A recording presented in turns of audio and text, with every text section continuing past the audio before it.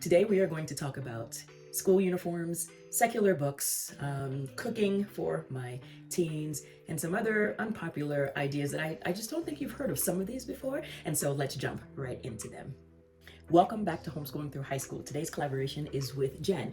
Now, she is one of the first YouTube channels that I started to follow when I started my homeschooling YouTube channel this past February, actually. And I just watched a lot of her videos, I actually binge watched them, and I just was in awe of how she presented, how well put together they were, and she has a lot of valuable information on her channel. And so another cool thing that you may know about her, if you watch her, and if you don't, go check her out, is that she has the coolest hats. And so that is something that I just look forward to, is like, you know, what color or what style of hat will she have next? Anyhow, I know that you will enjoy her. I know that you enjoy not only her, but also the information that she has to give. She has a great energy about her, and I advise you to go and check her out.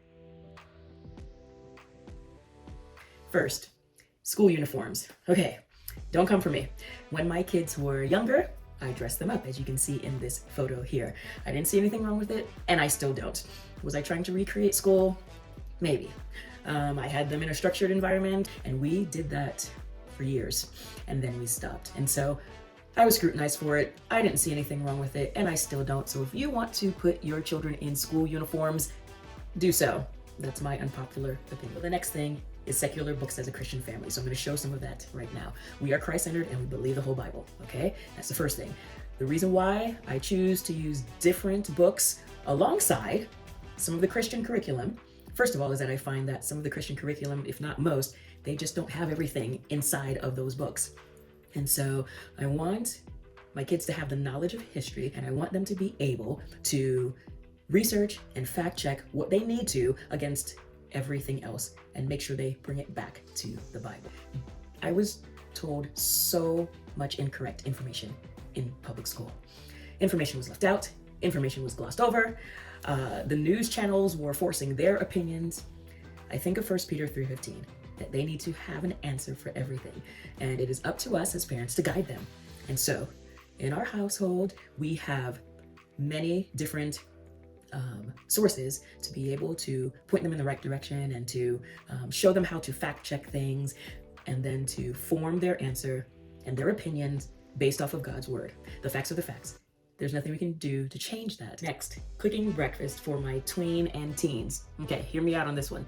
My mom cooked breakfast for me every single day. It was just something that she did, all right? And so I cook for my kids. They know how to make their own breakfast as well. And to me, it's more of just a tradition, I guess, that I'm following. And so I don't see anything wrong with it, and they'll be fine. Okay, charter school, unschool, D-school, crunchy school, up, down, left, yonder, 2 days a week, hybrid, co-ops, all of the above. All of the things that you would not do as far as what you call homeschooling. Here's the deal. Find what works for you and do it for your family. Whatever's gonna work for your family, do it. And then, on the other end, stop making people feel guilty and rotten because they chose to attend a charter school and call it homeschool. They chose to unschool and call it homeschooling, or you think it's lazy, or they chose to go to Costco and get all of their curriculum with the books that are there, and you don't think that it's rich enough. I think it's even worse in the Christian realm, the Christian homeschooling community. We like to point fingers, and unfortunately, I was a recipient of one of these topics, and I will create a different video for that. I was scrutinized because of one of these things. Find what works for your family and do it. And I feel that we need to stop making people feel rotten and low because we don't agree that that type of homeschooling or that type of homeschooling is homeschooling.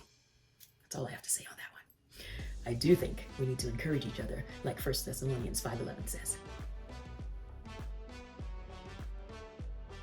All right, here we go. Twaddle books for tweens and teens. You know, my kids read a hefty, solid amount of books all year. Classics, more classics, informational, documentaries, you name it. If they want to read a twaddle book like this, let them read the twaddle book. I know there'll be some that don't agree with me, and that's okay. That's okay. And my last one is the King James Version Bible. I just stand firm on that one, being the Bible for our homeschool. However, I will say this, I've loosened up quite a bit, and I'm a strong believer in using the King James Version Bible only. Okay, well, not so much anymore, but I was. But these days I use quite a variety of things so I can make sure that the message is given to my kids, especially with different learning styles, so that it can help them out. So yeah, I used to be a stickler for that one, but I have loosened up a little bit. And I know that might be unpopular, but go King James Version.